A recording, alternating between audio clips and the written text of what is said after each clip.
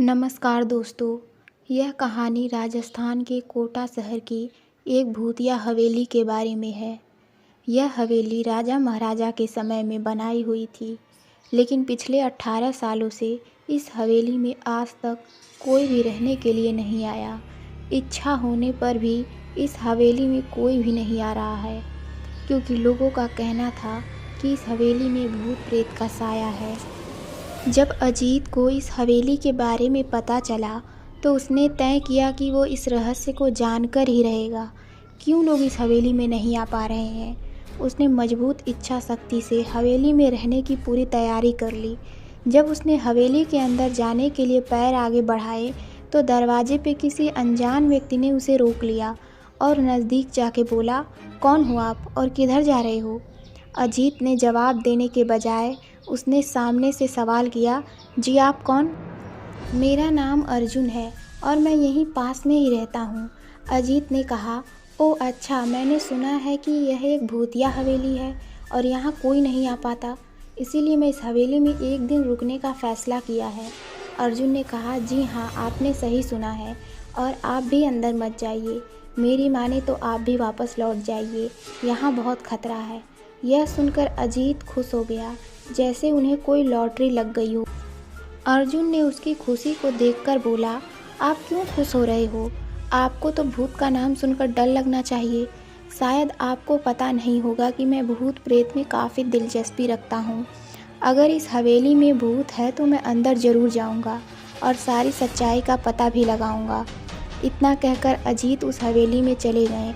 अंदर जाके अजीत ने अपनी बैग को साइड में रखा और हवेली के चारों ओर देखने लगा। सारे रूम भी चेक कर लिए। बाद में ड्राइंग रूम में आके सोफे पर बैठ गया। उसने वहाँ बैठकर दारू के 2-4 पैक भी पिए।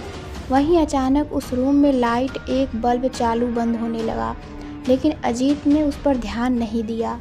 थोड़ी देर बाद दूसरा बल्ब चालू बंद होने लगा, फिर तो हवेली की सारी लाइटें चालू बंद होने लगी। यह सब देखकर अजीत अपनी जगह पे खड़ा हो गया। अचानक उसके सामने एक छोटा टेबल हवा में उड़ने लगा। करीबन 6 फुट हवा में ऊपर जाके गोल गोल घूमने लगा और बाद में अजीत की ओर तेज़ी से आने लगा। अजीत ने तुरंत ही अपनी जगह बदल दी और दूसरी ओर चला गया और वो टेबल वहीं जाके गिर गया जहां अजीत खड़ा था। अजीत कुछ समझ पाता उतने में सोफे की सीट उसकी ओर आने लगी। वो जल्द खड़ा हो गया और छलांग लगा के दूसरी ओर कूद गया, जिसके कारण सोफ़ा दीवार को टकराया और अजीत बच गया। अचानक सब कुछ शांत हो गया। अजीत ने चारों ओर सतर्कता से देखा और बड़ी आवाज़ में बोला, तुम जो भी हो सामने आकर बात करो। वहीं एक बड़ी परछाई उसके सामने आई। अजीत ने उस परछाई को देखकर बोला, कौन हो तुम और क्यों मुझे मारना चाहते हो? परछाई, तुम्हारी भूल के कारण। अजीत, मेरी भूल? मैंने कौन सी भूल की है? परछाई, इस हवेली में आने की भूल। मैं किसी को भी इस हवेली में खुश नहीं देख सकता। अजीत, लेकिन क्यों? वो परछाई ने जवाब दिया, आज से 18 साल पहले इस हवेली के मालिक ने मुझे यहीं पे ही मार डाला था। मेरी कोई गलती भी नहीं थी। इस कारण की वजह से मेरी आत्मा इस हवेली में भटकती रहती है। मैं किसी को भी इस हवेली में नहीं रहने दूंगा, क्योंकि इस हवेली में मेरा खून हुआ था। इस हवेली में जो भी रहने के लिए आएगा उसकी मौत होगी। अजीत ने कहा, मैं तुम्हें अपने असली रूप में देखना चाहता हूँ। तुम्हें मारने से पहले मैं तेरी यह इच्छा अवश्य पूरी करूँगा। और उस परछाई ने एक भयानक डरावना रूप ले लिया।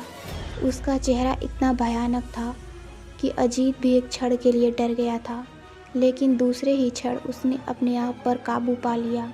बाद में इसने अपनी जेब में से सफ़ेद पाउडर निकाला, उस भूत के ऊपर फेंक दिया।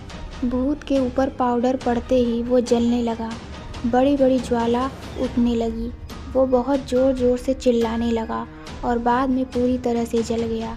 उसके बाद अजीत ने चैन से सांस ली और वहीं पर सो गया। दूसरे दिन सुबह जब अजीत को सही सलामत हवेली से बाहर आते देख अर्जुन को आश्चर्य हुआ। अर्जुन ने अजीत से पूछा, तुम जिंदा कैसे हो?